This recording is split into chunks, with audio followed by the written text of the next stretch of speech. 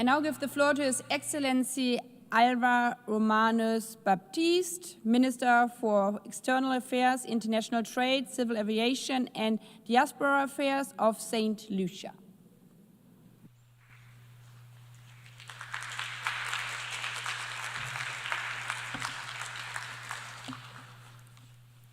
Madam President, in the words of the late Abraham Lincoln, the 16th President of the United States, the most reliable way to predict the future is to create it. The words of the late President are illuminated by Buckminster Fuller, who said, and I quote, "You never change things by fighting the existing reality.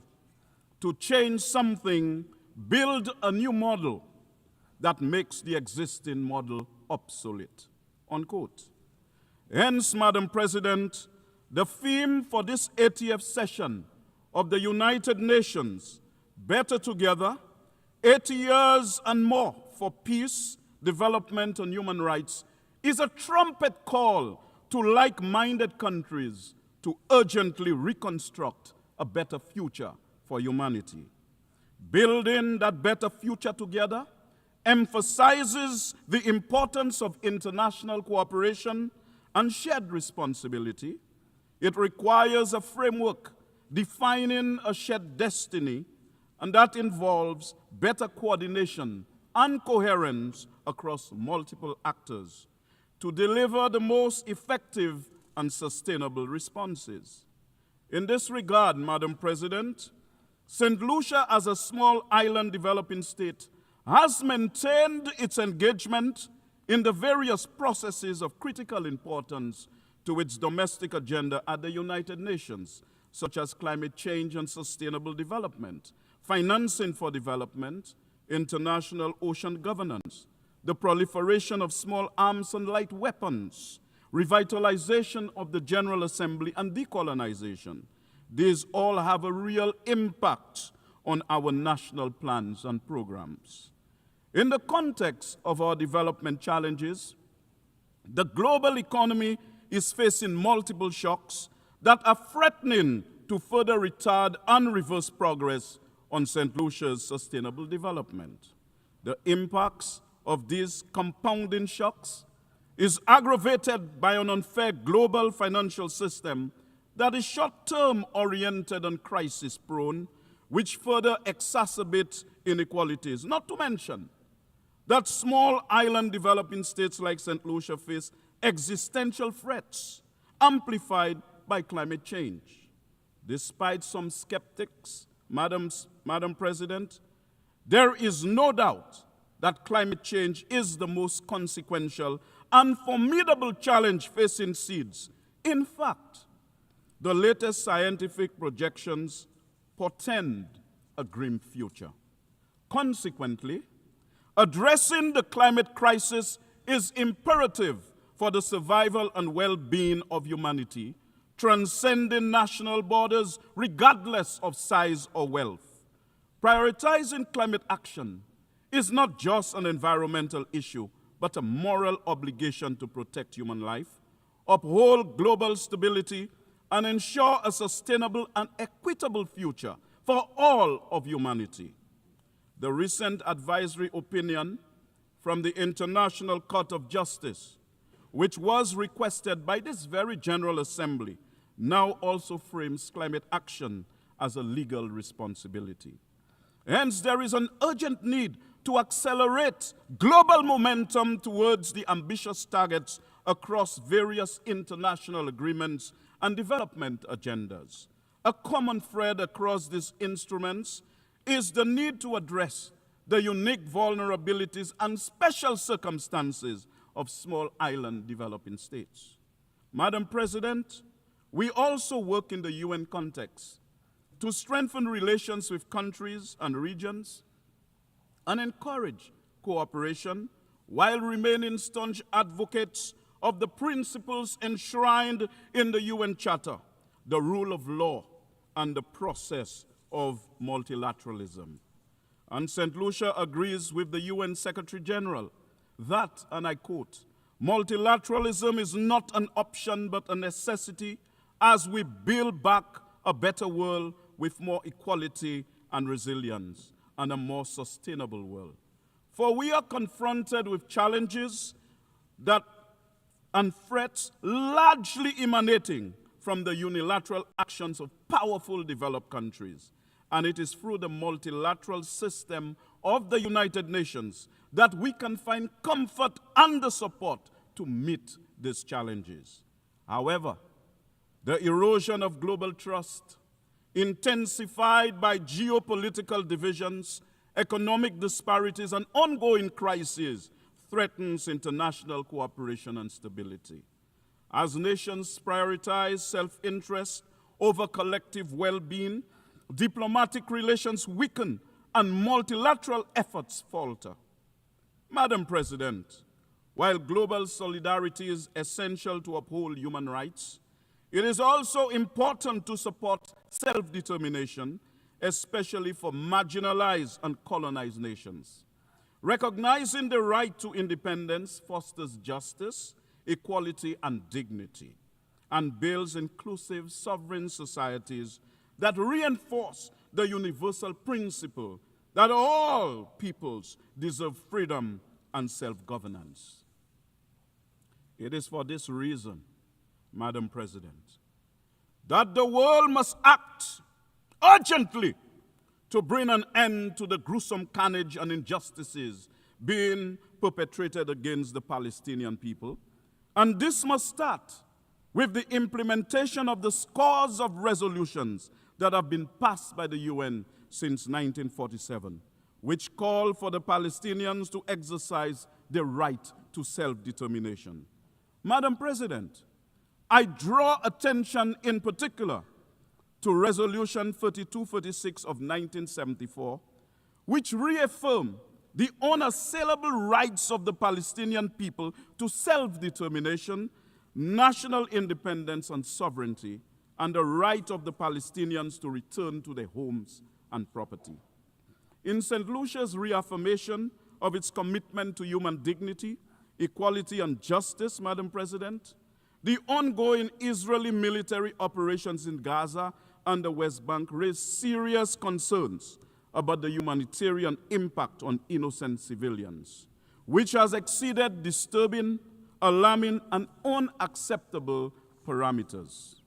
Madam President, dropping bombs on civilian populations, on defenseless men, women, and children cannot constitute a defense of oneself. Using starvation as a method of so-called warfare cannot constitute defense of oneself. Madam President, the destruction of hospitals, schools, and places of worship in Palestine in no way constitute self-defense and are completely unacceptable, inhumane, and atrocious. Is it surprising to anyone, therefore, that based on publicly available data from United Nations and other agencies, at least 66,053 Palestinians have been killed, 65,062 in Gaza, and 991 in the West Bank, and of the identified fatalities, at least 18,430 are children. Further, at least 247 journalists and 548 or humanitarian workers have been killed since October 7th, 2023. Madam President, in this morbid scenario, we must remind ourselves that this is not a video game. This is not science fiction, and Palestinians are not imaginary people. They are human beings deserving of our collective respect, independence, and protection. Recognizing the fact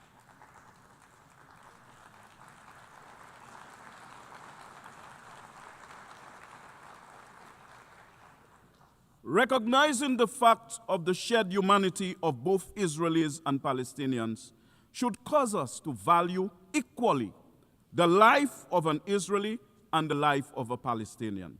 This would lead naturally to the fostering of dialogue and peaceful solutions to ensure security and stability for all parties involved, because respecting human rights and protecting all civilian lives must remain at the forefront of international efforts to resolve the conflict constructively. Madam President, St. Lucia's position is abundantly clear that there is an urgent need to put an end to the intolerable and significant human suffering, civilian casualties, and widespread destruction. Hence, St. Lucia joins with the majority of member states which continue to call for de-escalation, dialogue, and adherence to international law to prevent further loss of life and foster a sustainable path toward peace. The Palestinians must have their own state and full membership to the United Nations alongside the State of Israel. The only way for Israel to have secure borders is for the Palestinian people to live in their own internationally recognized homeland in accordance with the universal right to self-determination. Peace in the Middle East can only come from this, not from bombs and wars, and terrorism and genocide and illegal settlements. Madam President, clearly, lasting peace cannot be secured on the basis of extremism. It must be pursued on the premise of mutual respect for the lives of both Israelis and Palestinians. Madam President, I speak to you today as one who's conscious of how the transatlantic slave trade inflicted unimaginable suffering, dehumanization, and economic exploitation upon millions of Africans. This is why we are adamant about our just cause for reparations from Europe for the African slave trade, which are a moral imperative rooted in justice and acknowledgement of profound historical injustices that have long-lasting consequences. Unsurprisingly, St. Lucia will sustain its condemnation of the atrocities being committed against the Palestinian people, rooted in decades of oppression, including the systemic undermining of Palestinian statehood. Madam President, since 1992, the United Nations General Assembly has consistently and overwhelmingly voted for the removal of the economic sanctions imposed by the United States on Cuba. It is time for all to respect and uphold the will of the General Assembly. Madam President, St. Lucia has consistently called for an end to the U.S. embargo on Cuba and its removal from the list of state sponsors of terrorism, because we embrace the view that engaging Cuba diplomatically rather than isolating it would unlock opportunities to foster regional cooperation, critical for long-term peace and development in the Caribbean, as well as to create an improved security architecture for the entire hemisphere. This pragmatic approach aligns with global efforts to promote sovereignty, respect, and mutual understanding, demonstrating that diplomacy and constructive dialogue are more effective strategies than universal sanctions. Madam President, ending Russia's war in Ukraine is essential to restoring peace, respecting sovereignty, and preventing further humanitarian catastrophe. The ongoing conflict has caused immense loss of life, displacement of millions, and widespread destruction, destabilizing the region and threatening global security. Hence, ceasing hostilities would demonstrate respect for international law and sovereignty, encouraging negotiations over continued violence. Madam President, renewing our commitment to multilateralism also means that member states must take measures to reduce tensions and settle disputes in areas where, if not checked, conflict and war would prevail. It is for this reason that St. Lucia renews calls for the United Nations to allow Taiwan to meaningfully participate in the UN system. And I state categorically, Madam President, that UN Resolution 2758 of 1971 does not preclude Taiwan's inclusion and participation in the United Nations system. Madam President, Haiti faces an unprecedented humanitarian crisis marked by political instability, widespread poverty, environmental degradation, and a fragile healthcare system, all compounded by intractable gang violence. Hence, the urgent need for international support is critical to prevent further deterioration of living conditions, protect vulnerable populations, and restore law and order, as well as basic services like education and healthcare.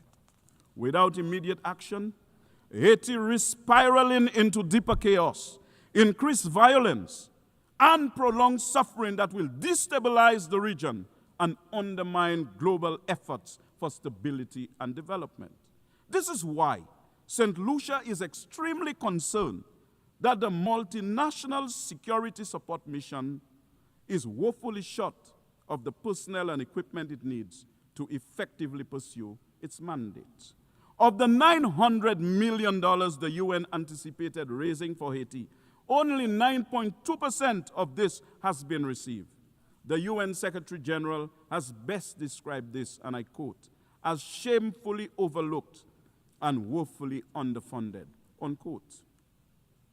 Madam President, on the 29th of January 2014, the leaders of the Community of Latin America and Caribbean states declared our region as a zone of peace. It was a declaration based on a commitment to upholding the principles of the UN Charter. It was based on the understanding that peace was necessary for the development of the peoples of the region, and that peace in the region contributed to international peace and security. As recently as the 13th of June this year, at the Brazil-Caribbean Summit in Brasilia, the heads of government reaffirmed their commitment to maintaining the region as a zone of peace.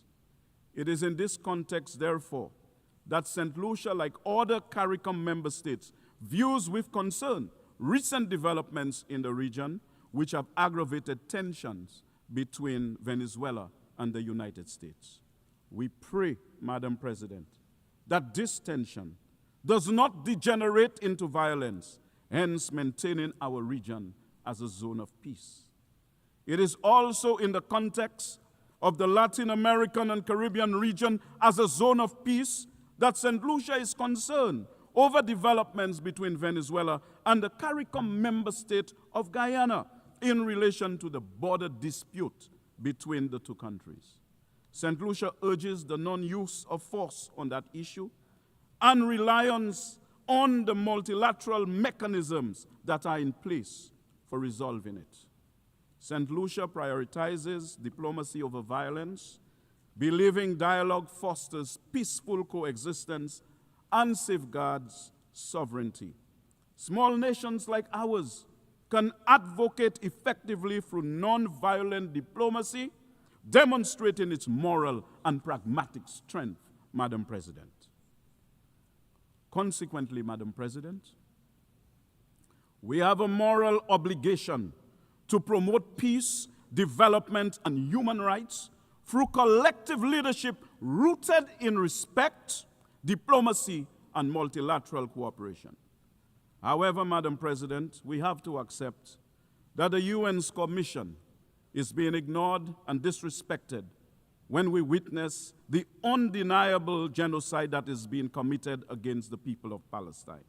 Further, the recent attacks on Iran, Syria, Lebanon, and Qatar speak to the violation of the UN Charter, which has now become normalized. We cannot deny that the UN's commission is being snubbed and disregarded when, after 3 years, Russia continues to flout international law and the UN Charter with its unprovoked invasion of Ukraine. Similarly, the UN's commission is also being ignored in the 63-year-old unproductive economic embargo that has been imposed on the government and people of Cuba, despite the many UN resolutions calling for its removal. And we have to agree that the UN's commission is being disregarded in the conflict in the Sudan. These shocks to the UN's core mission should be of concern to all member states, but they are of particular concern to all small island developing states like St. Lucia, not just because these conflicts threaten world peace in general, but because they are symptomatic of a departure from multilateralism and the adoption of an outdated notion that might is right. Clearly, Madam President, violence is not in consonance with the requirements of our times. In fact, it is abundantly clear that military dominance, which is an expired currency of a bygone era, is not moral tender and cannot purchase peace and stability in the contemporary global political environment. The old military order, though fraught with contradictions, is pregnant with renewal. Without guidance, its offspring may be disfigured by conflict. But with diplomacy as the midwife, this troubled gestation can deliver a new era of peace and stability. The world's intolerance for the carnage in Gaza and the West Bank is symptomatic of its resentment for needless bloodshed. While military dominance enables death and destruction, it cannot resolve the spectrum of challenges that we as a global family are called upon to confront within the framework of our integrated whole. So, Madam President, the UN 80 initiative is essential to revitalize the UN's effectiveness amid crisis, enhancing multilateralism to restore trust and address issues like climate change and inequality. Madam President, despite challenges like limited enforcement, vetoes, and geopolitical interests, the UN remains a valuable conflict resolution tool. We should leverage the UN to advance economic and social priorities and a stronger international response to global issues. Hence, a new model for the United Nations should prioritize reforming its decision-making processes to enhance efficiency, accountability, and inclusivity, addressing current limitations like veto power and bureaucratic inertia. This model would shift towards a more equitable representation, empowering developing countries and marginalized groups, ensuring their voices influence global solutions. It would strengthen the UN's capacity for rapid response to crisis, integrating innovative approaches like technology and multi-stakeholder partnerships. By fostering transparency and accountability, this new model would rebuild global trust, making the UN a more effective, responsive, and equitable platform for advancing peace, sustainable development, and human rights in an increasingly interconnected world. This model, Madam President, will give birth to an international environment of peace, of the absence of major conflicts and wars, of the decline of unilateralism, of a greater function in multilateralism that protects us from climate change and climate injustice, from the scourge of illegal weapons smuggled into our countries, an international environment where nations honor their financial commitments and responsibilities and respond and respect and promote human rights that supports our efforts at regional integration.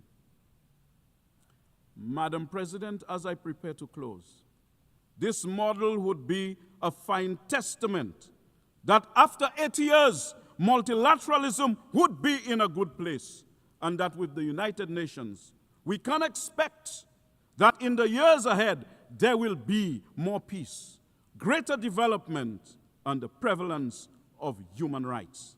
Let us choose it, my dear brothers and sisters. Let us reach for it, my dear brothers and sisters, because after all, in the words of Buckminster Fuller, we are called to be architects of the future, not its victims. Madam President, I yield the floor.